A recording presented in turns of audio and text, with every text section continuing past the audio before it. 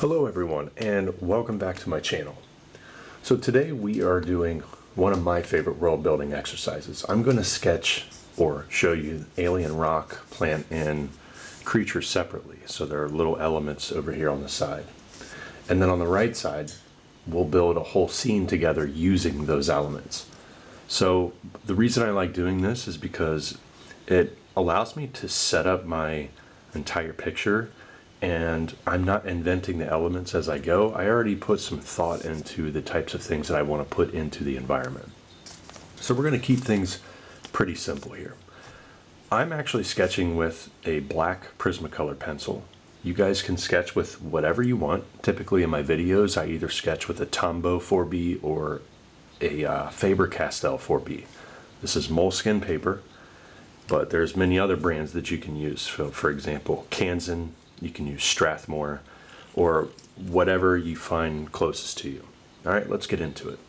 First things first, I'm going to keep this particular image vertical, just because of the layout of my picture. So you don't have to sketch the border. I like doing this because I've always been fond of that storyboard look, and also, even though it's good to sketch without barriers, sometimes when you do environments and things of this nature, it's good to have a barrier just because it gives you like a peace of mind, like knowing where to stop, and also it kind of feels like you're really doing a storyboard. You know, you have your elements over here, and then you have your picture plane over here. What I want to do now is think about the overall layout of my environment, this world that I'm building. I already have the elements that I want to put in there. So let's start thinking about the large shapes first. Just sketch them in lightly. These shapes that I have for the ground here and maybe this rock formation here, I don't have to copy exactly what's over there, but I have the shape language that I would need. So I'm going to curl up these rocks similar to what I see right there, but it's not going to be exact. Everything is light. I'm not even worrying about the creature yet, because the environment itself, the plants, foliage, everything, I have to get the layout looking good for that, and then I will find the best composition for the creature. I think jumping in too soon and actually putting in a figure or a creature of that matter, then you have to build the environment around that creature versus building the believable environment first. So just think about the subject matter and what we want to put in here. And there's all kinds of things that we can do for really cool formations. Maybe this is a desert planet, and this creature doesn't really need to be near water. You know, it's kind of like one of the desert lizards on Earth, or one of the desert critters that we have. All right, so that's kind of neat. The rule of thirds, it's already coming into play now. If I were to break this up, you know, you got your vertical here, horizontal here, horizontal here. The intersection points, something important is happening over here and here, so it's like a big rock formation. So this rock formation is probably going to be the selling point in the composition. And then over here we'll have our secondary selling points. Maybe farther off in the distance we have a continuation of the rocks. And then way in the back here, I don't know, maybe there are some desert trees or canopy or some kind of weird structure up there. I'm just kind of letting my pencil flow to see what's going to happen. But I don't want the image to be too cluttered. Instead, I just want to make sure that things are looking decent to where I don't need to worry about design later on. Okay, there we go. Now you can see I'm getting a little bit darker with certain parts. That's because those dark parts happen on places that I'm confident about, places I know I'm not going to want to change. Now a lot of times, you know, we as artists, we're perfectionists. So what we put down, we want to believe that it's the perfect thing, the perfect detail, the perfect composition, and we're always going to want to change it. And the truth is, if we always think like that, we're never going to be happy with our art. And of course, it's easier said than done, right? We, as artists, always want to be happy with our art. because we tend to wear our emotions on our sleeves, and we have to take a step back and look at the big picture here. We're explorers. It's just with a pencil. So anything that I'm putting down now doesn't have to be the final, but it's just it's like a gradual build up to what the final can be later on. All right, see how this rock itself is taking shape? Now I'm going to look over here at some elements that I drew. It seems that it's kind of an alien rock formation. I didn't really follow it the way I should have. So I think I'm just going to put some wavy shapes in here. Just lightly put them in. And then it looks like there's some dirt and boulder buildup around those. So I'm going to make sure that I'm going to put some smaller rocks, maybe some mid-sized rocks around it. So that way it kind of satisfies what I had originally drawn. So I got the wavy sand in the ground going on there. This one, I'm not worried about this one. It's secondary. This is going to get most of the detail, and then the secondary one I can still twist and turn these rocks over here. And I think that'll be satisfactory. But this one, I mean, do I have to put that in? Maybe. I don't know. I'll move it over here so you can see it. It's just kind of like a flat ground and then some very, very flat looking rocks that kind of poke up. Let's see what we can do here. Let's see if we can maybe put that in right there. I don't want to center this element right here because you don't want the composition to be boring. You want the eye to travel. Okay, so when I'm looking at this, I'm going, well, technically I could put the creature right up here in the forefront, which I probably will do. And then my eye travels down here to the midground, the secondary rock formation. And then my eye will travel up to this very tall thing that I have no idea what it actually is yet. We'll find out. If you stick around, I can zoom in here and I'll show you some other elements of it. But I just want you to see the picture as a whole also. Notice how the border itself is staying light. I don't want to darken the outline too much of the border. That's not the important part. It's just giving me a peace of mind. Okay, see how my pencil is just kind of laying down small little light lines and moving on to the next spot. I'm not overcommitting to any one spot. Now, little trick, everybody. If you ever sketch a shape and start a new shape next to it, when that new shape starts, darken the line and then gradually lighten it up. So any new direction gets a dark to light treatment. So when I say dark to light, I mean thick to thin, dark to light. See the weight of that line and how it fades off? So any new direction, do that. And what it does is it helps add depth to your sketch if you just want it to look cool, but at the same time, it trains you. It always trains you, because that thick to thin, that dark to light movement, that's what drawing is. That's the essence of drawing. It's the essence of shading. It's releasing pressure, applying pressure, and having things look more and more realistic as it goes, just like that. Okay, so this is why you draw light, everybody. I noticed that this mid-ground rock structure is a little too similar to this, so I'm having like competing shapes. So I don't know if I want to do that yet. That's why it's committed, or that's why it's light. I'm not going to worry about it. But here we go. Where are we going to put in this creature? How big is the creature?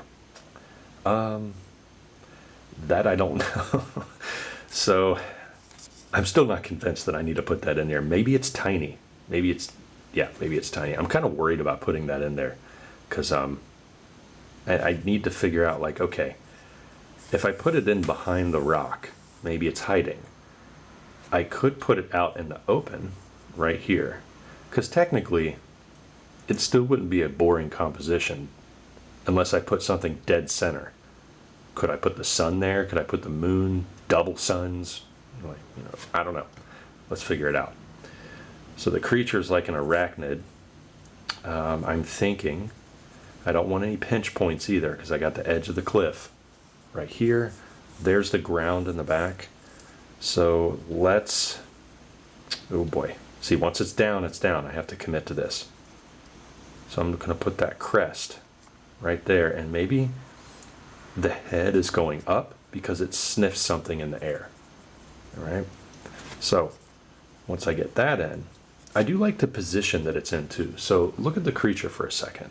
This little critter is going to be probably exploring its own environment too, even though it's probably lived here all its life. Now the angle that the creature is in, so kind of like a front 3/4 view, and it's looking over to our right, that's essentially what I want to portray here, but it's looking the opposite direction. So the spider-like legs will be coming out like this so it can grip the ground. Maybe it's exploring its environment. And I want to make sure that the legs that I'm putting in here are actually all in different directions. I want to add a lot of motion in here. So one of the things that I tell my students is, when drawing creatures and characters for that matter, make sure that if there are different limbs, if there are different tentacles, spikes, or whatever, put a little chaos into it, and each one is going its own direction. What that does is it shows that the creature needs all 4 limbs to move, instead of all of the limbs going the exact same direction. You definitely don't want that. And then the second reason why we do it is that we want all of our creatures to feel like they're actually living and breathing in the environments that we put in. The last thing you want to do is draw an environment and making it look like the creature is just placed in there versus actually living in there. So look at the hillside right here. See how there's like a little bump, and then it flattens off, and then there's a bump again? This front limb is facing outward. It's gripping this hill. The land that's flat, that leg in the back, which is this one, it's actually planting its weight straight down. And then since the hill is flowing off to our right and going down, this arm is going to reach out for that to try to anchor its body. So you see all the limbs they have a purpose. Now what I want to do, since I'm happy that the creature is right there, I'm just going to lay down some shading, and what this is going to do is bring the creature slightly forward from all the other things that I've drawn, especially in the background. This is really the only thing that I have shaded yet, or even attempted to shade. That's it. That's all I want to do. It's not a lot, everybody. This is the focal point. The rock itself, it's looking over towards that rock. So maybe it catches a food source on here. Maybe we can put some like small little critters, like, I don't know, because everything's going to be very lightly sketched. And at this point, remember, we're treating this like a storyboard. The world that I'm building in here is just being scratched on first. There's no hard details yet. Not unless I really want to bring attention to certain parts, which I will here in a moment. Now, the dark part that I'm putting in here is where the shadow is, right underneath this crevice, this little rock crevice. Okay, and then the creature itself, it's pretty bumpy looking, and I'm going to put some textures in here to show that. Also, I don't know what these are, probably feelers or antenna or maybe something like that, and I'm going to put that in over here on the mouth. And I'm just going to try to honor this original idea as best I can. It's going to move up here so you can see the whole thing. Right, like that. Okay, so now we're getting somewhere. So now, once I start having the outline in here and things start looking decent, I can start plugging in some more details. You don't want to jump into details everywhere. No, because we got the foreground and then the middle ground. Our creature is in the middle ground. So the other thing, since I shaded the beast, it's going to be in shadow. So I'm thinking the light source is going to be coming from this way. So that means everything on the right side of this rock structure, and also the ground and the creature, is probably going to be in shadow. And I want to make sure that those shadows are cast correctly. And also, even though this is world building and thumbnailing, this is not definitive. It's just indication first, and then we can always get in and fix details later. So the other thing I want to do is I want to put a slightly darker shadow directly under the body. Okay, so what that's going to do is it's going to signal he or it is in the shadow of this big rock. So I'm going to have to make sure that the darkness that I put down here on the ground is actually going to go up here underneath this rock right here. And it's going to be right in front of the creature. So that means that the creature itself is probably going to be a little darker. And I'm using small little circular motions, and I'm just going to shade in like that. The thing I love about black Prismacolor is the texture on here that this pencil gives is way different than a graphite pencil. Comment below if you agree with me, those of you that have experience using black Prismacolor. It's really cool. The only thing is, if you find yourself in the habit of erasing a lot, which I don't suggest, you pretty much cannot erase black Prismacolor, because once it's down, it is down. So if you're sketching an environment and you find yourself erasing a lot when you draw in general, and you want to train yourself not to erase so much, well, this is going to force you to do that. So it's a mental barrier we got to overcome.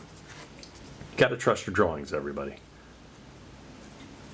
All right, there we go. So now this creature itself is sticking out, which is good. So what I'm going to do is I'm just going to put a very, very thin layer of shading on the rock to our left, like so. And there's going to be no shading on this one. I'm going to keep this one just line work. As a matter of fact, most of this should be just line work. It's not going to be anything that we need to shade heavily.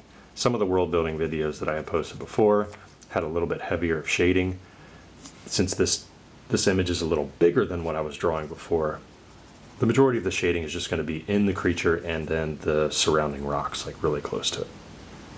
Speaking of surrounding rocks, I'm just going to put indications of like small little pebbles and smaller rock formations just around it. Notice how the rock formations coming up are also in shadow, because that brings really nice contrast between the midground, or I'm sorry, the foreground, and then the rock in the midground. See that difference right there? So when I go back here, these tiny little rocks are directly under the body, and I want to make sure that the darkness of the body matches those rocks. We want to keep the shadows uniform. Okay, there we go. These are the two little hands. Maybe that's part of the rock that sticks up, so it kind of looks like three hands there. So too late now to change that. I don't know. Maybe the creature has 3 arms coming down. That's just my creature. Like, I don't have to follow this exactly. So maybe that's what's happening. The other thing, I'm going to take some of that dark shadow on there, and I'm just going to fade it off into the ground coming at us. Oh, the other thing about shading with black Prismacolor, it takes up even more space than graphite. So when you shade, it's always good to keep these things sharp at all times. Black Prismacolor wears out very quickly, but it's definitely a pencil worth using. Like I said before, the textures you can get are awesome. Okay, there we go. Some of these details are really starting to come in now, and they're a lot of fun. Still not sure where I can put more twisty rock formations. I mean, yeah, I could put it here, but I don't want to get too high with it. If I get too high, it's going to compete with this. And speaking of that, now I'm thinking that those forms in the background really could twist up like this. So maybe if you were to watch this in a movie, or I'm just looking at a video game screen or something, that this is the focal point, like something in the back. Maybe the creature lives in this giant stalk. Kind of looks like a twisted termite mound. So each new twist that I put, I'm trying not to repeat it in too many rocks. So you can see how the edge of this rock is different than this one. I don't want these two to compete. All right, this one's the most important one. There we go. Right like that. I'm just letting the hand and pencil explore the shape while keeping true to the main silhouette, like the main outline right here. If you're drawing along with me, label these, like label what you want this world to be. All right, is it desert? Is it Arctic? Is it a jungle that you're sketching? And underneath that, you can write it underneath the image. Also write, hey, what's the apex predator? Or what kind of creatures live here? What's the temperature like? Well, all these cool little notes that you can give yourself for the world that you're building will help you, realize the types of creatures that could be living in it. The more information you give yourself, probably the more fun you're going to have while you're sketching these things. There we go. Put in some little details right here, some shading. I'm just going to put some values behind that leg. I want to keep that leg darker than this rock, definitely.